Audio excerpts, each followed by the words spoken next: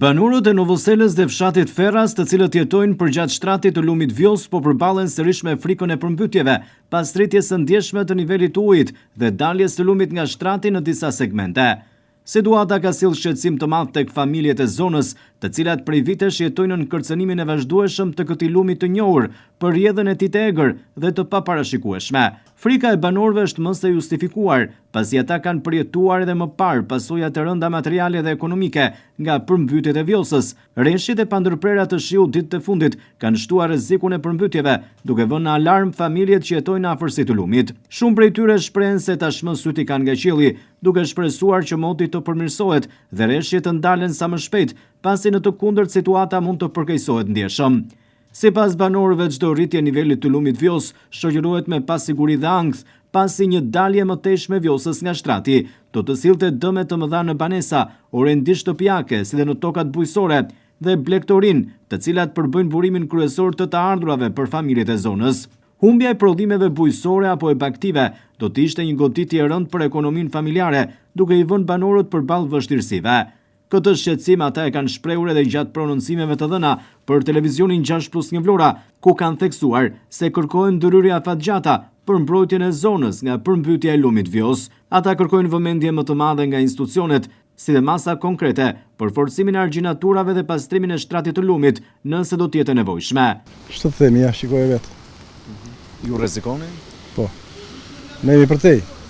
Po është argjinatura, në ka 2 vemi neve. Mendoni se do të agravohet situata duke patur dhe eksperiencë? Nuk e dim Gjirokastrën, nuk e dim si Gjirokastra. Prandaj vjen gjithmonë. Por në lart vjen poshtë. Ne këtu i presim. Më përpara jeni përmbytur? 2015-2017. Keni pa dëmë shumë? Sa duhet? Jo, si radhën parë jo. Më ndryshe kësa radhe. Është më ndryshe kësa radhe, nuk është shumë. Po vazhdoj shiu kështu, gjendja s'dohet mirë. Parashikoni do të ketë një agravim. Po qëse ka shira po qëse do bjerë shi, vazhdojnë.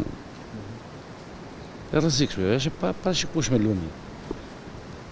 Gjithmonë, jo tani, po gjithmonë kështu ka qenë. Shkojnë dhe Vjosën se me rrezik jemi aty ku jemi, se unë rrim Ferras këtu.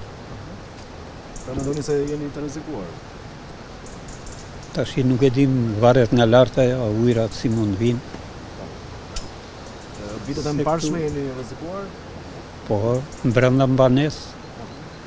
Keni patur dëme?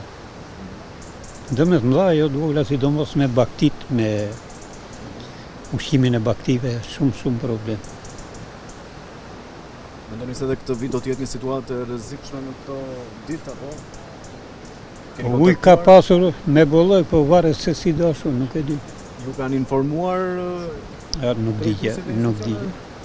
Dalja e Vjosës nga shtrati nënkupton dëme të konsiderueshme për familjet e zonës, duke filluar nga banesat dhe orendit shtëpiake e deri te tokat e mbjella dhe blegtoria.